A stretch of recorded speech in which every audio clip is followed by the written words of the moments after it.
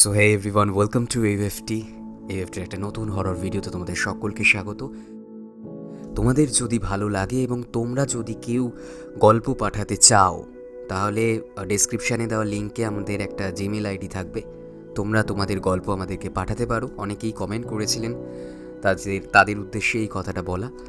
আর যদি তোমাদের এই ধরনের গল্প শুনতে ভালো লাগে, ভূতের গল্প যদি তোমরা আরও শুনতে চাও ইন ফিউচার, তো সাবস্ক্রাইব করতে ভুলো না এবং শেয়ার করতে ভুলো না।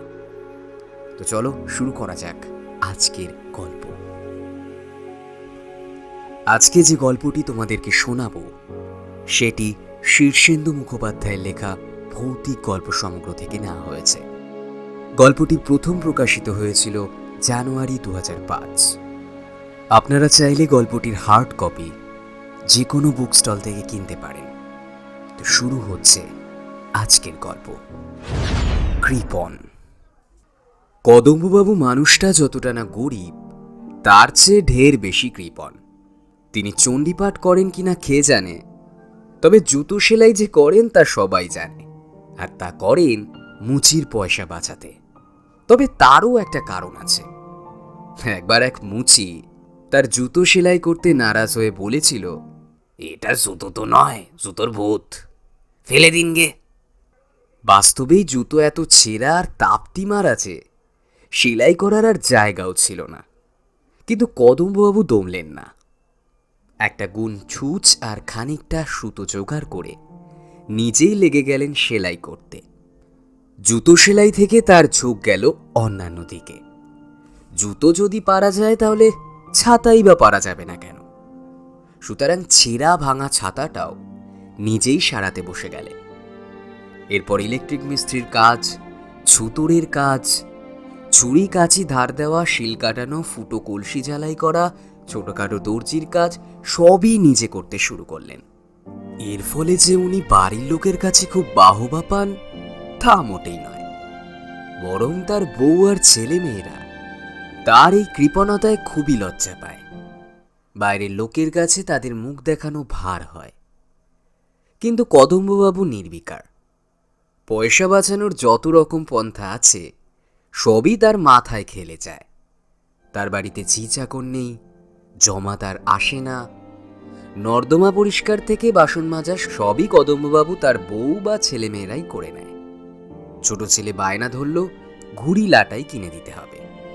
কদম্ববাবু একটুও না ঘাবড়ে বসে গেলেন নিজেই ঘুড়ি বানাতে। পুরনো খবরের কাগজ দিয়ে ঘুড়ি আর কৌটো ছেঁদা করে তার মধ্যে একটা ডান্ডা গলিয়ে লাটাই হলো। ঘুড়িটা উড়ল না বটে, কিন্তু কদম্ববাবুর পয়সা বেঁচে গেল। এহেন কদম্ববাবু একদিন অফিস থেকে বাড়ি ফিরছেন। 4 মাইল রাস্তা তিনি হেঁটেই যাতায়াত করতেন। হাঁটতে হাঁটতে হঠাৎ মাঝ রাস্তায় ঝেঁপে বৃষ্টি এলো। সস্তা ফুটো ছাতায় জল আটকাল না। কদম্ববাবু ভিজে ভূত হয়ে যাচ্ছিলেন। তাড়াতাড়ি একটা পুরনো বাড়ির রকে উঠে ঝুল বারান্দার তলায় দাঁড়িয়ে বৃষ্টির ছাড় থেকে নিজের আত্মরক্ষা করার চেষ্টা করছিলেন। ঠিক এমন সময় হঠাৎই পিছনে প্রকাণ্ড দরজাটা খুলে গেল। একজন বুড়ো মতন লোক মুখ বাড়িয়ে একগাল হেসে বলল, এই যে শ্যামবাবু, এসে গেছেন তাহলে? আসুন আসুন, ভেতরে আসুন। কদম্ববাবু তটস্থ হয়ে বললেন, আগে আমি তো শ্যামবাবু নই। না হলে বা শুনছে কে? কর্তাবাবু দাবার চক বসিয়ে বসে আছেন। দেরি হলে কুরুক্ষেত্তর করবেন। এখন কি রঙ্গরসিকতার সময়? আসুন আসুন, ভেতরে আসুন।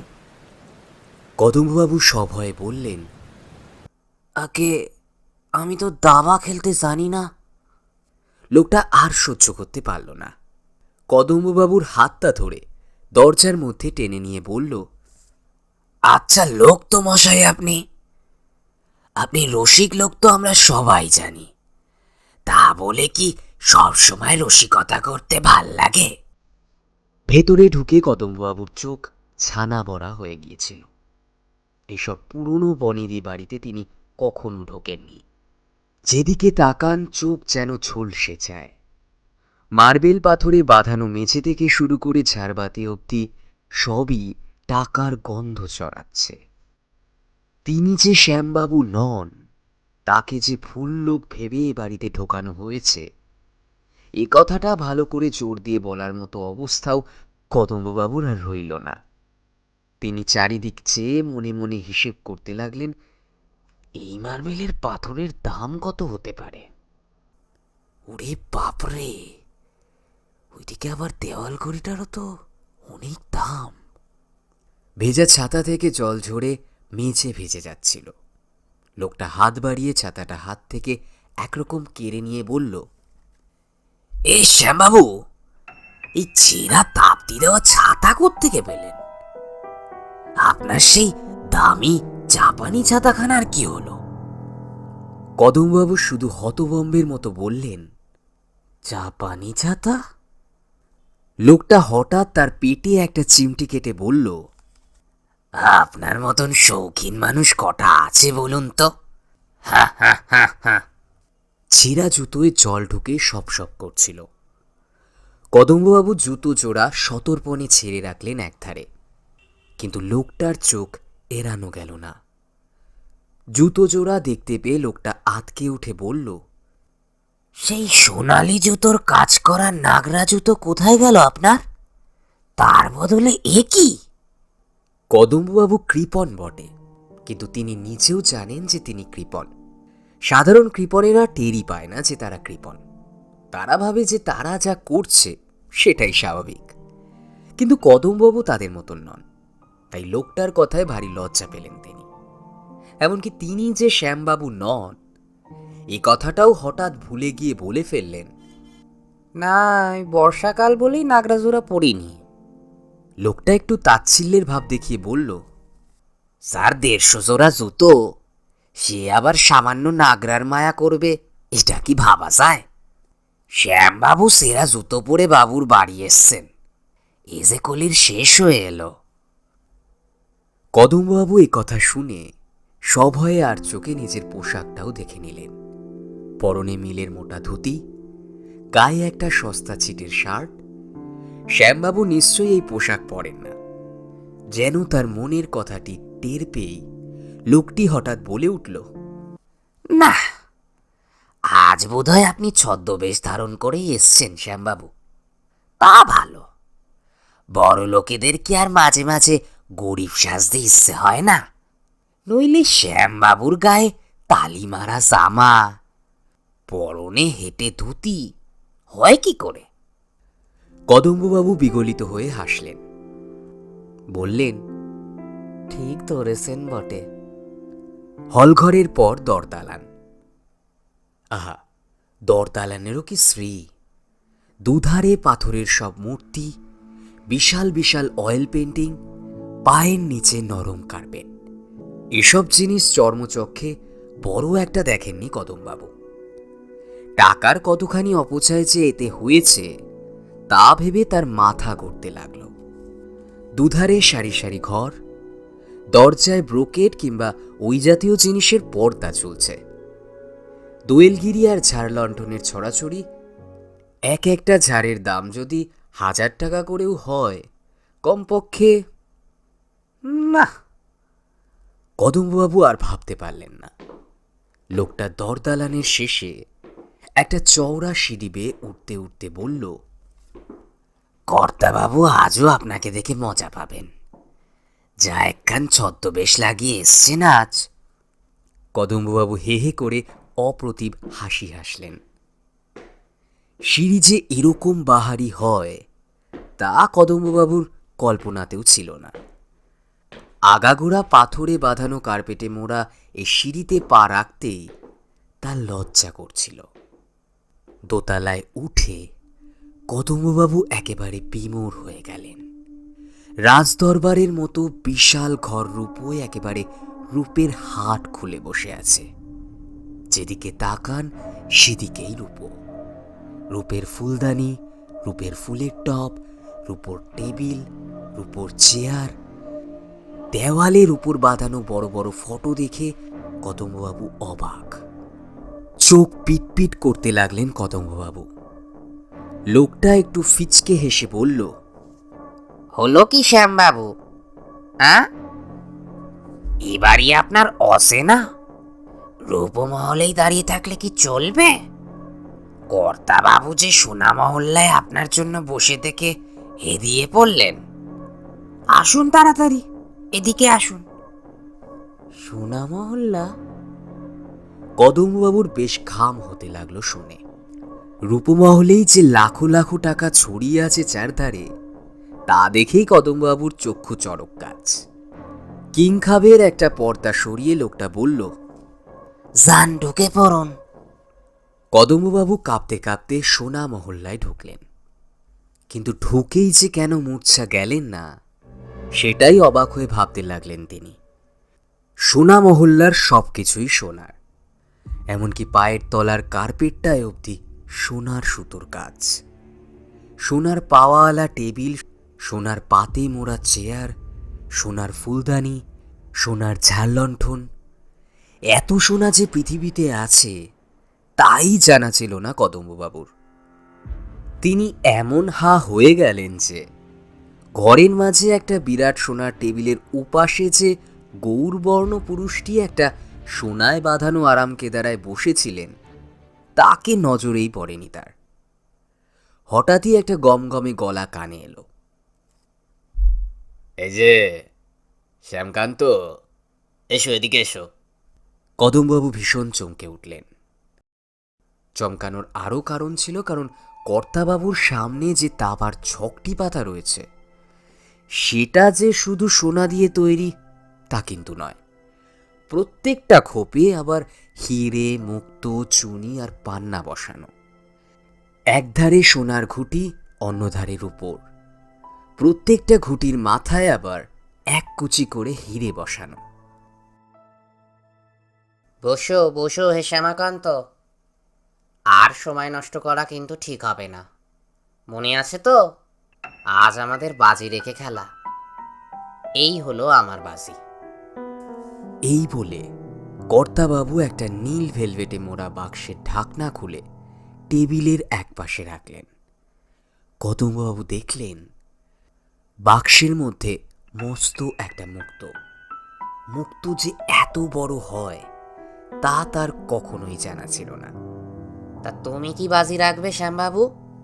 কদম্ববাবু আমতা আমতা করে বললেন, আমি গরিব মানুষ বাবু, কি আর বাজি রাখবো বলুন। কর্তাবাবু ঘর কাঁপিয়ে হা হা অট্টহাসি হেসে বললেন, গরিবই বটে, বছরে যার 20 লাখ টাকা আয়, সে আবার কেমন গরিব? আগে আপনার তুলনায় আমায় আর কি বলুন তো। কর্তাবাবু গম্ভীর হয়ে বললেন, সে কথাটা সত্যি শ্যামবাবু, আমার মেলা টাকা। এত টাকা যে আজকাল আমার টাকার ওপর ঘেন্না হয়, খুব ঘেন্না হয়। টাকার উপর ঘেন্না?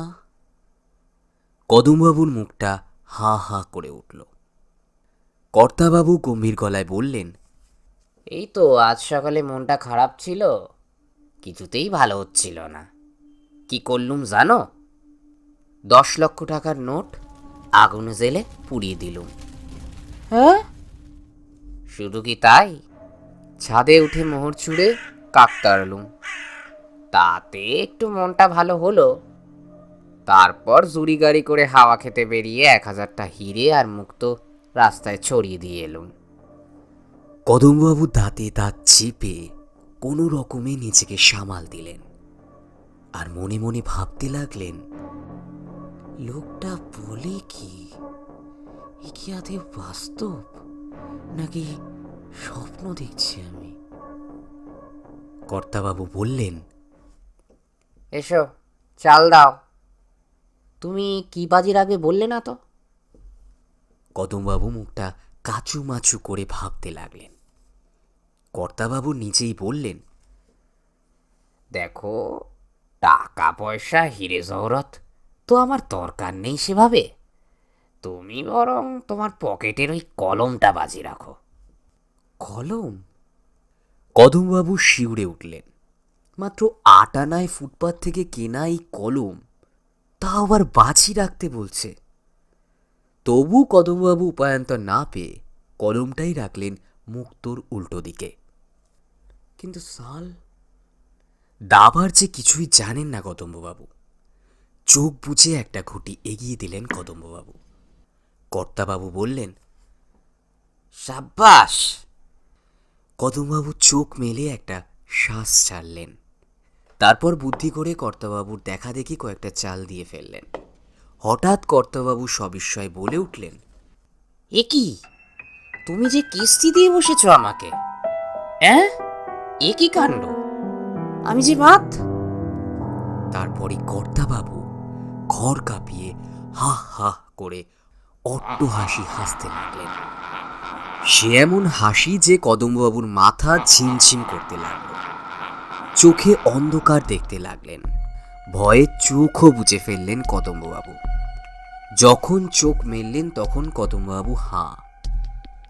এ কি, সোনার ঘরটা কোথায় গেল? রূপুর ঘর, সেই ঝাড়বাতি, দেওয়াল ঘড়ি। ইমা, আমি কি স্বপ্ন দেখছিলাম? আসবাবপত্রগুলো। এই যে ঘর ঘুরতে অন্ধকার ভাঙা সাদা পুরো একটা বাড়ির মধ্যে বসে আছেন তিনি। চারিদিকে চুন বালি খসে ডাই হয়ে গেছে। চতুর্দিকে মাকড়সার চাল, ইঁদুর দৌড়চ্ছে। কদম্ববাবু আতঙ্কে একটা চিৎকার করে উঠলেন। তারপর ছুটতে লাগলেন সেখান থেকে। সেই বাড়িরই এমন দশা কে বিশ্বাস করবে? মেঝে পাথর সব উঠে গেছে, সিঁড়ি ভেঙে ঝুলে আছে, দরদালানের দেওয়াল ভেঙে পড়েছে। কদমবাবু পড়ি কি মরি করে ধ্বংসস্তূপ পেরিয়ে কোনো রকমে বাইরের দরজায় পৌঁছলেন। কদমবাবু পড়ি কি মরি করে ধ্বংসস্তূপ পেরিয়ে কোনো রকমে বাইরের দরজা পর্যন্ত পৌঁছলেন। শুধুমাত্র দরজাটাই অক্ষত রয়েছে। কদমবাবু দরজাটার কড়া ধরে হ্যাচকা টান মারতে সেটাও খুলে গেল।